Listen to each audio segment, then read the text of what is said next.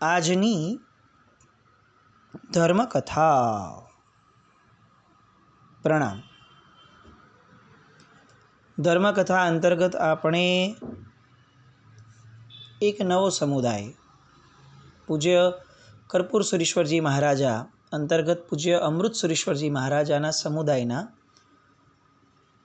આ ઉત્તમ તત્વો, એમના જીવનની યશોગાથાઓને આપણે જોઈ રહ્યા છીએ. ગઈકાલ સુધી આપણે પૂજ્ય કર્પૂર સુરીશ્વરજી મહારાજાનું જીવન જોયું, જેઓ આદ્ય સ્થાપક કહી શકાય આ સમુદાયના. અત્યારે આ સમુદાય અમૃત સુરીશ્વરજી મહારાજાના નામે ઓળખાય છે, એટલે એમના કર્પૂર સુરીશ્વરજી મહારાજા એમના શિષ્ય એવા પૂજ્ય અમૃત સુરીશ્વરજી મહારાજાના ચરિત્ર પરના મંડાણ આજે આપણે કરીએ. આ બધા મહાપુરુષોનો જન્મ અને લગભગ એમનું વિચરણનું ક્ષેત્ર જે છે એ હાલારની આસપાસનું ગણાય. પૂજ્ય શાંતિચંદ્ર સુરીશ્વર મહારાજ સાહેબ જો આપણે જોયા હતા, જે આની પહેલાંનું ચરિત્ર જોયું, એ થરાદની આજુબાજુનો આખો એરિયા ગણાય. પૂજ્ય અમૃત સુરીશ્વરજી મહારાજાને હાલાર દેશોદ્ધારક આ બિરુદ અપાયું છે.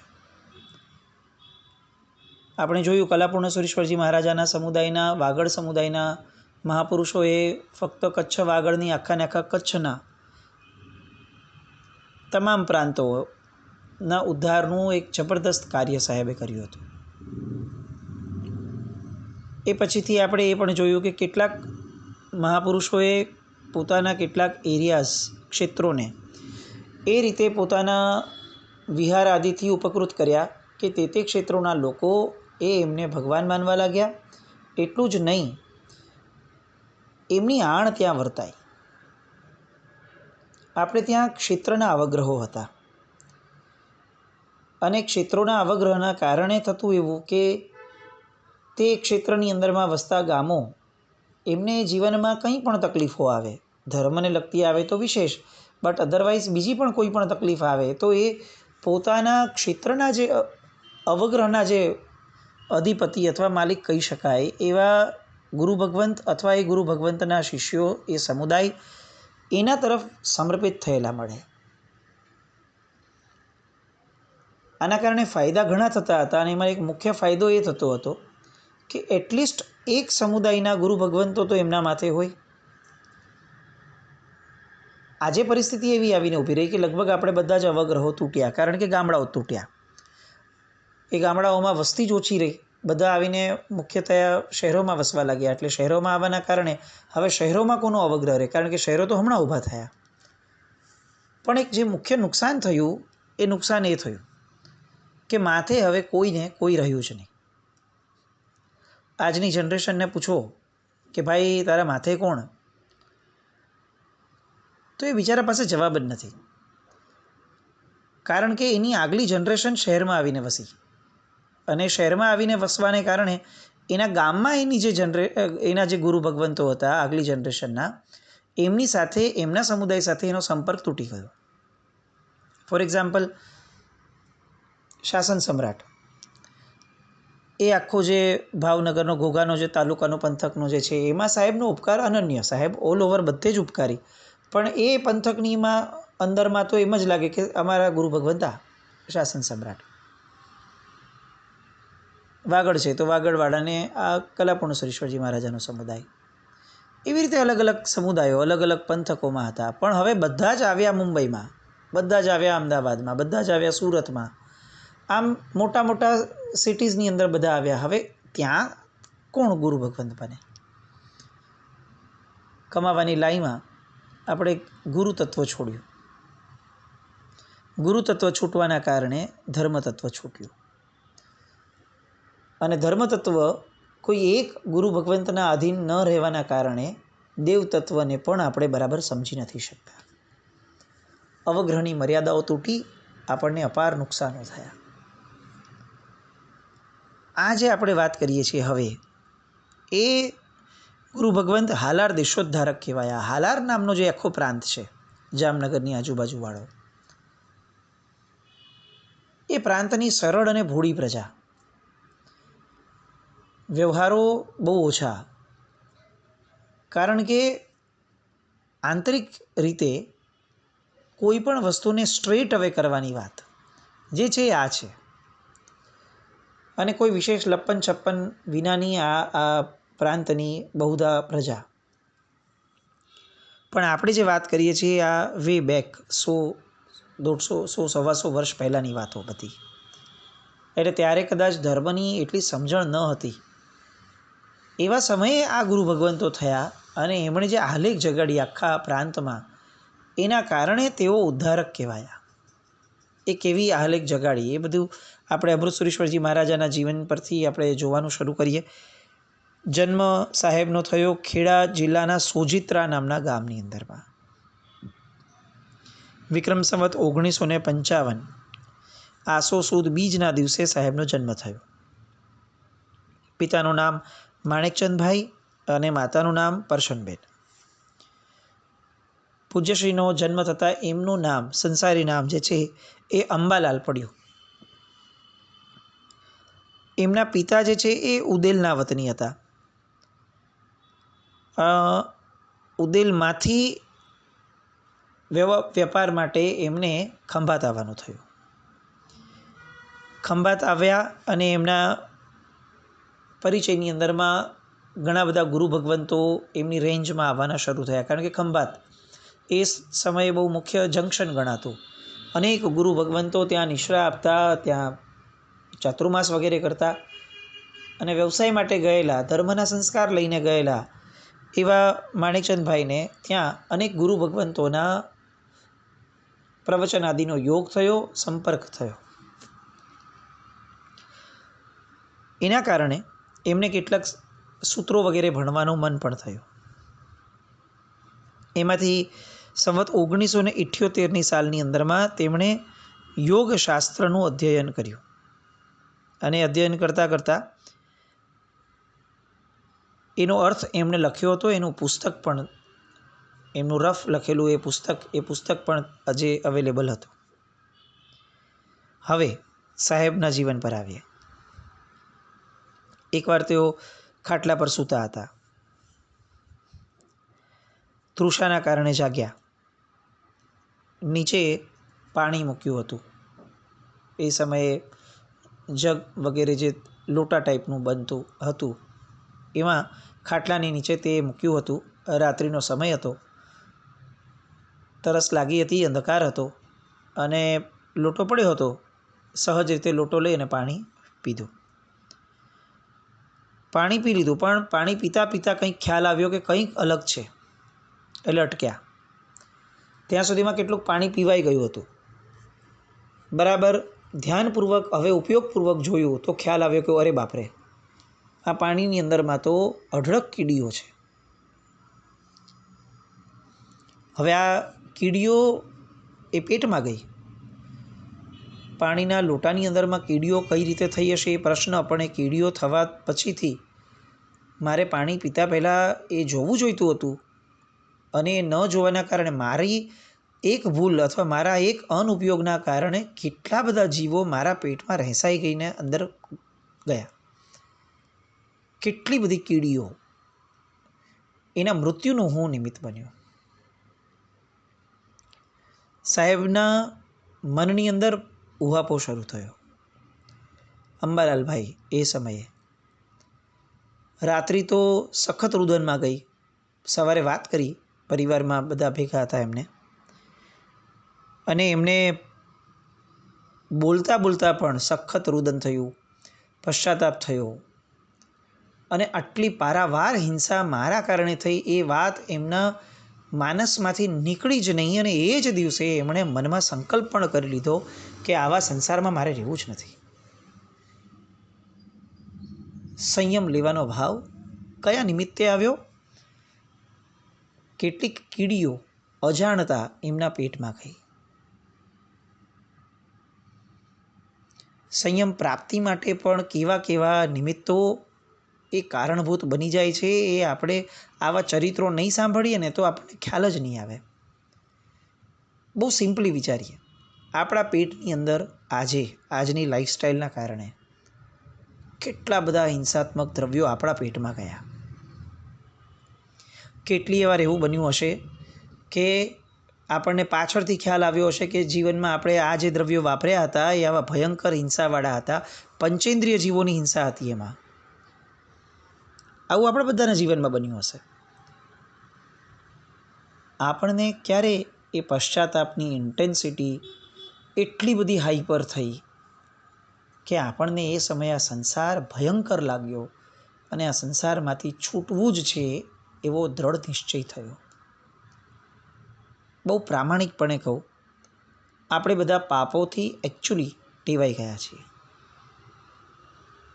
પાપ ભીરુતા નામનો જે ગુણ હોવો જોઈએ પ્રાથમિક કક્ષામાં, એક ગુણથી જ આપણે બહુ દૂર થઈ ગયા છીએ.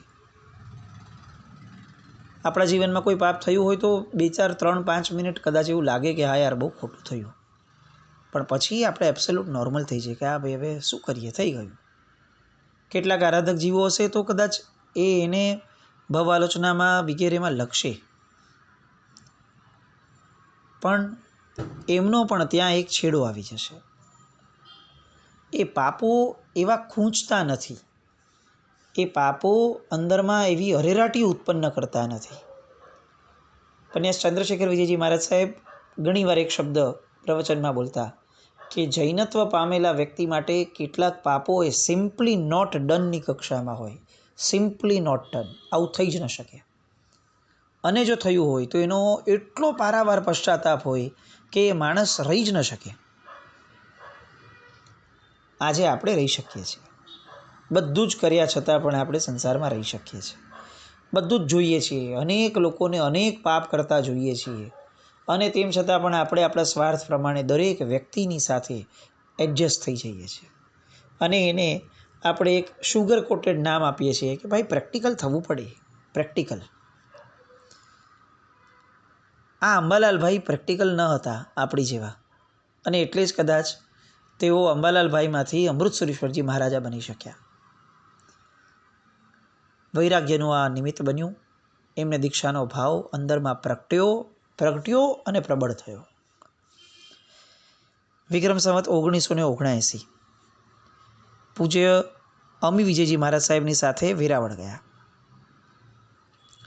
સંબંધીઓ એમને લેવા માટે ગયા કે ભાઈ હવે તો પાછો આવી ગયા, સાહેબની યારે વિહાર થઈ ગયો, ચાલો હવે શું. પણ એમણે એમ કીધું કે મારે જૂનાગઢ અને ગિરનારજીની યાત્રા કરીને પછી ઘરે આવવું છે.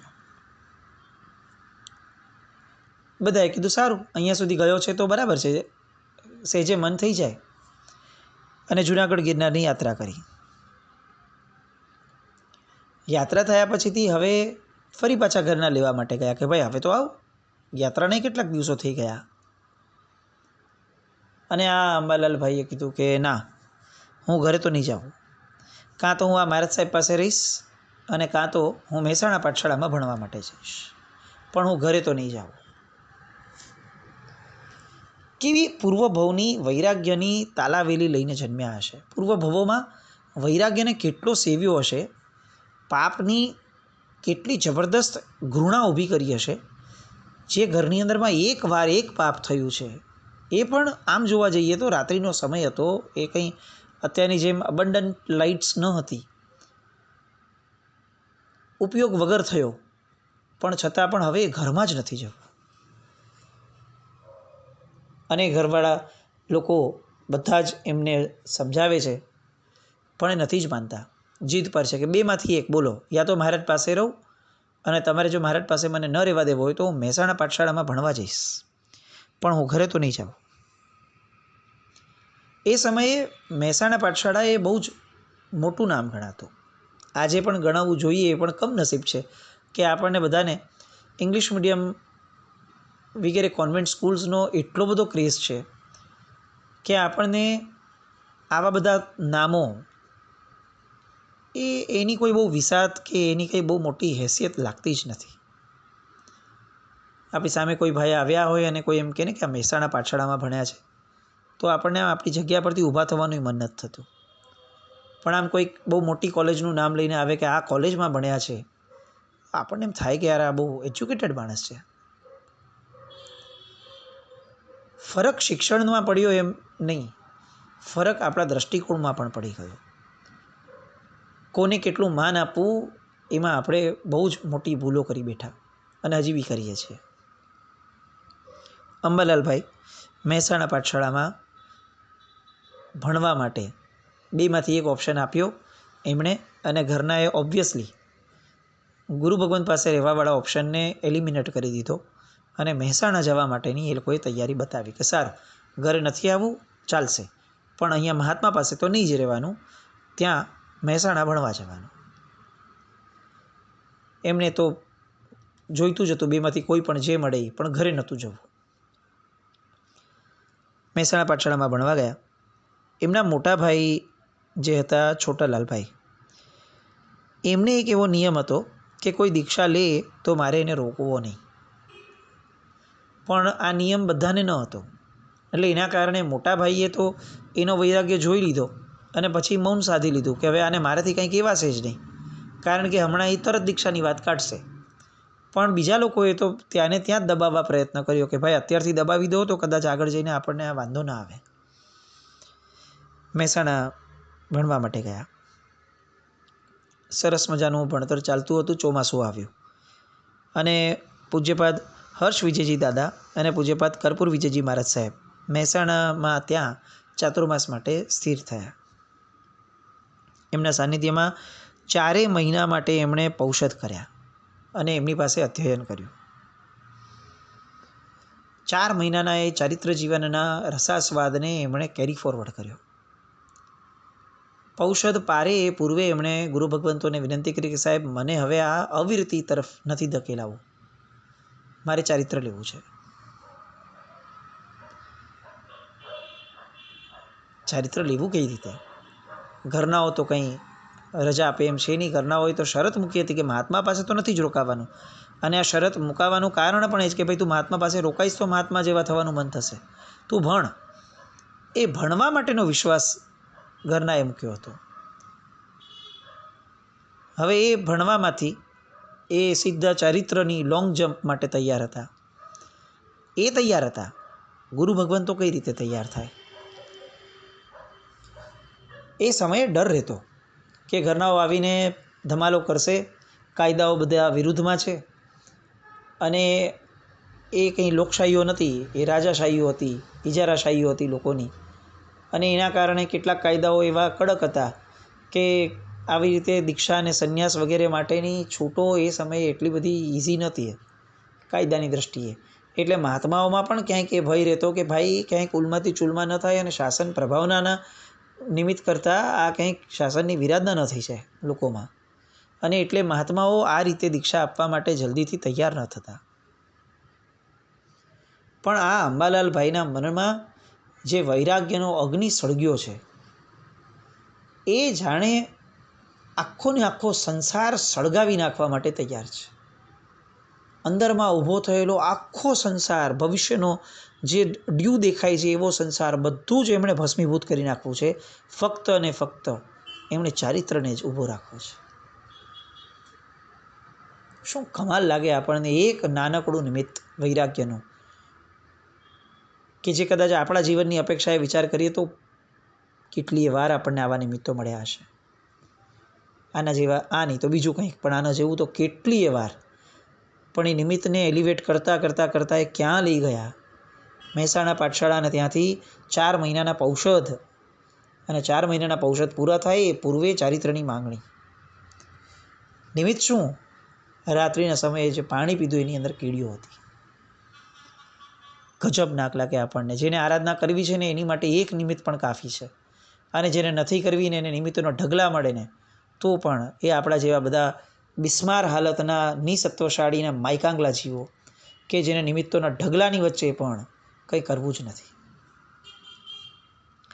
સાહેબે પૌષધ પાર્યો, મહારાજને અપાર વિનવણી કરી. મહાત્માઓ તૈયાર થયા, કારણ કે મહાત્માઓને ત્યારના શ્રાવકોએ હિંમત આપી. આવા કેટલા બધા દ્રષ્ટાંતો એ સમયના મહાત્માઓના આવે છે કે જે દ્રષ્ટાંતોની અંદરમાં શ્રાવકો હિંમત આપે છે કે કંઈ ચિંતા નહીં કરો સાહેબ, એમના ઘરવાળાથી લોકો આવશે તો અમે એ સમયે જોઈ લઈશું. પૂજ્ય શાંતિચંદ્ર સુરી મહારાજ સાહેબનું ચરિત્ર જે આપણે ગયા અઠવાડિયે જોયું, એમનામાં એક દીક્ષા થઈ હતી. એ દીક્ષા સમયે પણ આવી રીતે જ હતું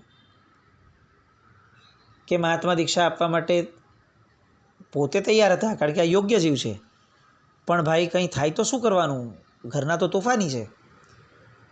તો એ સમયે એક શ્રાવકે જવાબદારી લીધી કે સાહેબ કંઈ બી થાય તો હું બેઠો છું, જે પણ કાનૂની દાવપેચો થશે ને સાહેબ હું જોઈ લઈશ, ચિંતા નહીં કરો. અને એમણે ત્યારે જવાબદારી લીધી હશે. એ કંઈ સોશિયલ મીડિયાનો જમાનો ન હતો. એમણે 1 મહિના સુધી એ મહાત્માને ગુપ્તવાસમાં રાખ્યા, કોઈ સમાચાર પહોંચવા જ ન દીધા કે આ ભાઈની દીક્ષા થઈ ગઈ છે.